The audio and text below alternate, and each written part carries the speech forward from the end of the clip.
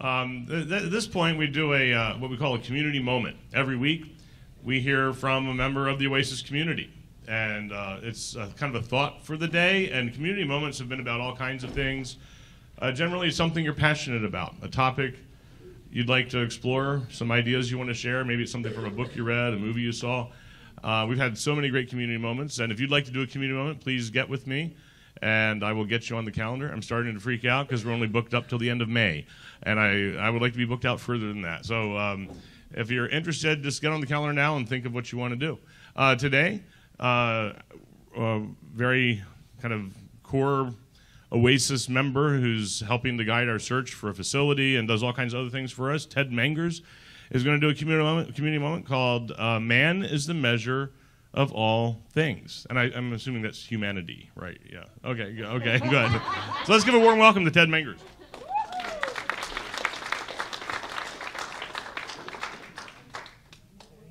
Let me get organized with the microphone here. Let me know how this is working. How's that? We've had wonderful presentations on the humanities, music. I thought we'd take a moment and do something on architecture here, which is my background, my field.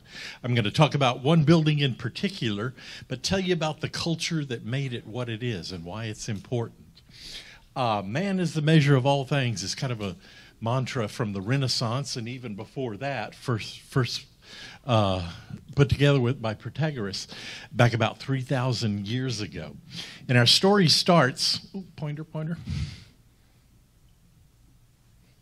Back then in the Eastern Mediterranean. Okay, let's be sure. Excellent. In the cultures of Greece, Macedonia, Rome, even Egypt and Babylon. And back then they were very put together in the way of government, social organization and such, but not much in sciences. About the only thing they had at that time developed was geometry, which is simply the measurement of what they see around them. But they took those numbers and did some incredible things with them, and that's what we'll see here. In fact, it was so important that Plato had it as a requirement entrance exam for his academy.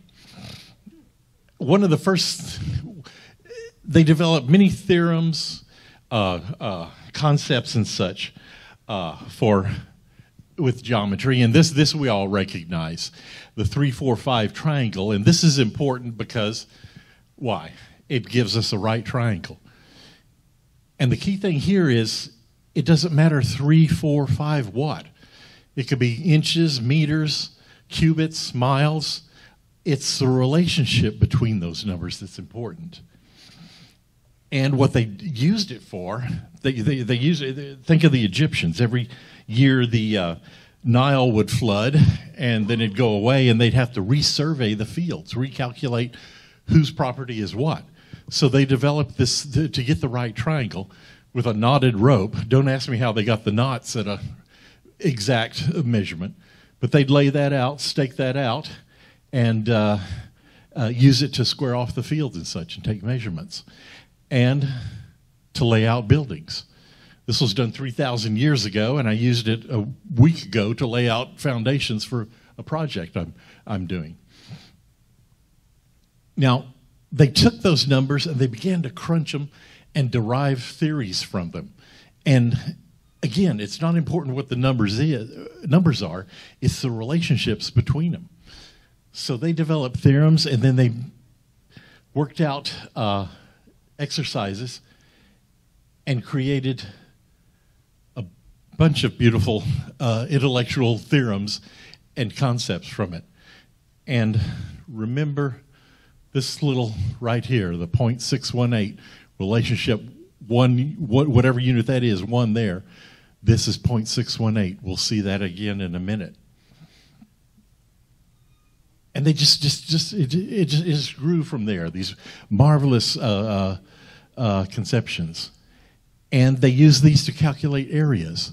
It was important to calculate the area, the volume of a vase, the volume of a container of grain and liquids and such.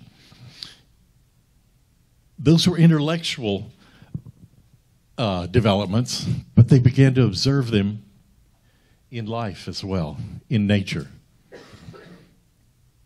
And from this, they saw the regularity of these shapes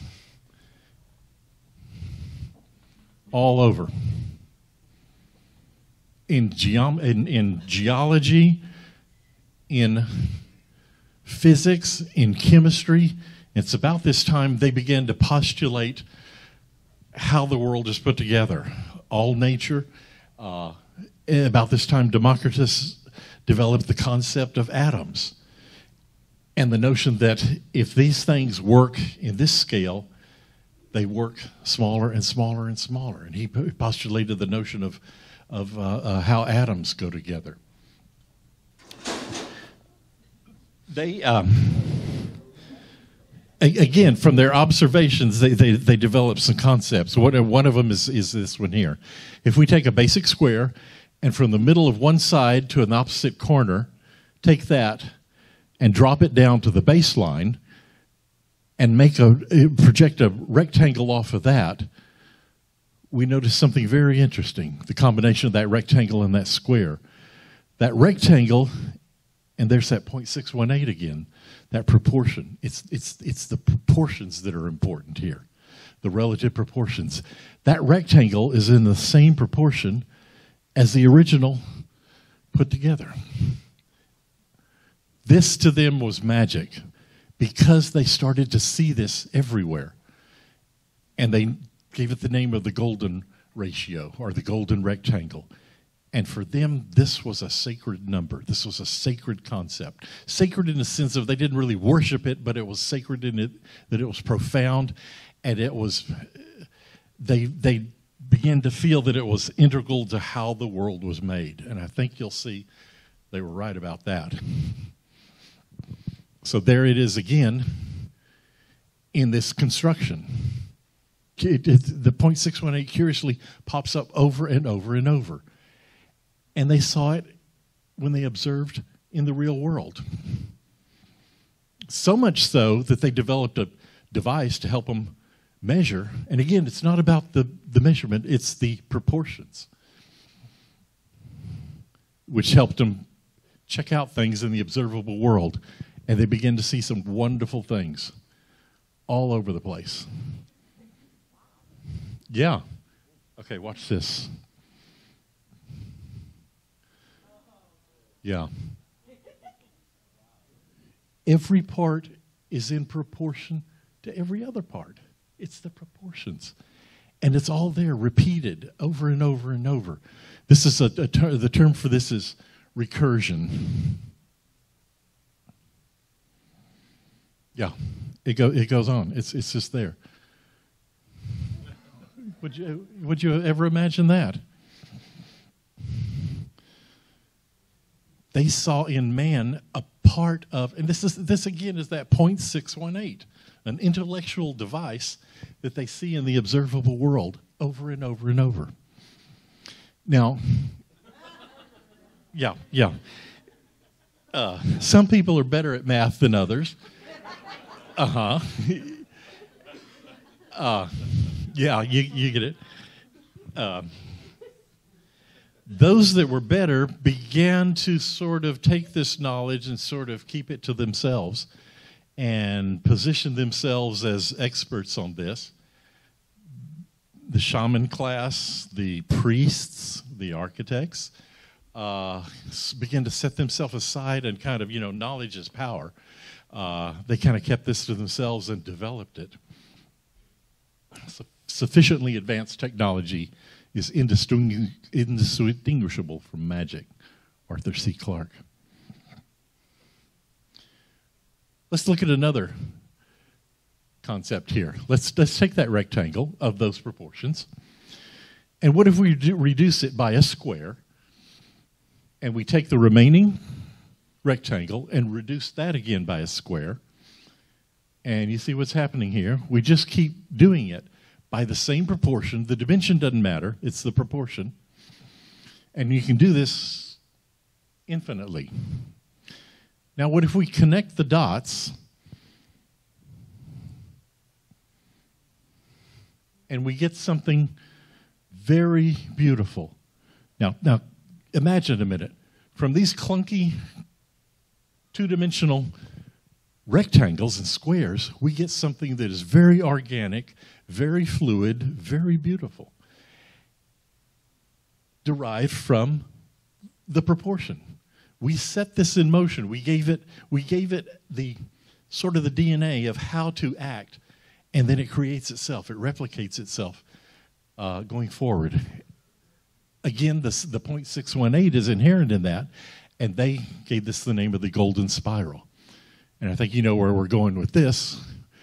In the observable world, they began to see it as kind of the DNA, the operating code for how nature builds things. Some obvious, some maybe not so obvious. Did you ever imagine why that is the shape it is? Well, there's that curve, how that curve is generated. Did you ever wonder why that is the shape it is? Yeah. It's inherent. The biology, the chemistry is set up and set in motion, and it sort of replicates itself over and over. We can see it and observe it. Some obviously, some not quite so obvious. In beautiful ways, and even in motion. The particles of this operate on a cosmic, on a molecular level, and on a cosmic level. And I love this one. Yeah, for various reasons, but it's now stay with me here, stay focused. I love it's the gesture. She didn't just do this; she did this.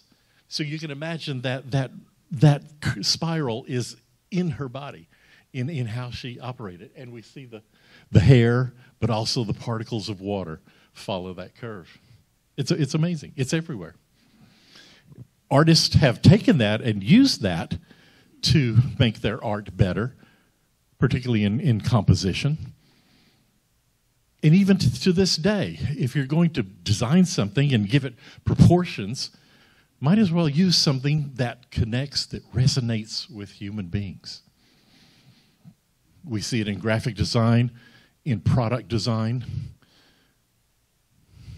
It's there over and over. And Jonathan Ive, the chief designer for Apple, concurs that he specifically uses this. This isn't just imposition. If you're going to design something that is kind of this world, but not something that may not have been, might as well use these elements that are integral to how nature creates things and extrapolate on, build on them. And as an artist, if you're going to divide something up to give it proportions, might as well use something that's again that resonates with the viewer kind of inherently. It's everywhere. Even in the symbology of religious cults, to this day, they used it for the composition. Yeah. And in architecture. Quite obviously. Now back to the Greeks, back to the Mediterranean Greeks, and in that area, they used it. They connected that this was something sacred, and they introduced it incorporated. I mean, say in daily objects, in coins, in art, in sculpture, in utensils. I mean, basic cooking and serving dishes. It's there as a proportion. This was important to them to connect with the universe. And even in display objects, we see the proportioning device. Click. There it is. The 0.618 again. And the spirals. So that brings us to the architecture.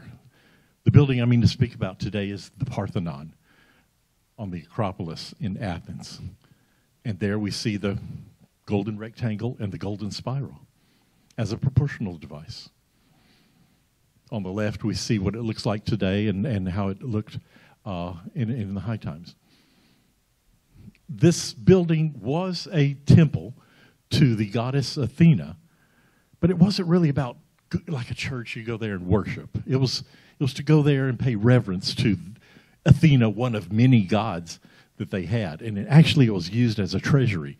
The sculpture is solid gold, and that's kind of where the city-state, the gold that they conquered other groups from, came here and they put it together. There's a room in the back that is also a treasury vault. And if we study that, we see that the proportions are there in whole and in the subparts. Now, in the 1800s, when the French and the British started to restore this building, they took very complicated measurements of it, and they began to see something very interesting. These are in meters. What you would imagine to be straight, like that podium, as it turns out, is bowed like that. And it's actually bowed in two directions in a complicated, in a three-dimensional way. Now, that's fine for the podium. That's, it helps it drain water when it rains and such. But it turns out every line you would imagine to be straight is bowed. That one, these up here. And the columns, which you would imagine to be straight and vertical, actually lean a little bit. And it gets deeper. The one next to it leans a little bit more. The next one out leans a little more. The next one more still, in a progression, a proportional progression. And so to the others. In fact, if you connect the lines, that converges about a mile up. But all of the columns around this building do it concurrently. So that the whole building actually ends up looking like this, which is very curious. Why would they create these precise measurements and proportions and such, and then totally violate it like this? But it was done deliberately and very carefully and incredibly involved. There's a little bit of this going on. Now, we know intellectually that those lines want to be straight. I mean, we know what's going on, the game here. But I defy you to look at that and make those lines in your mind's eye straight. What's going on here is a little bit of, now that one's distorted because of the screen, but what's happening here is they realize that the human eye distorts. How the eye processes a sight results in this. So what they did was they compensated for that. If they'd have built those columns straight, it would have appeared, when you look at it, especially as you walk up to it, appear that they're tilted out. So what they did is they recognized this. Here's the incredible thing. Someone had to sit there and say, that looks kind of splayed to my mind. Then they had to calculate, okay, how do we correct for that? Then they had to go over there and tell the sculptors, okay, here's what we're going to do.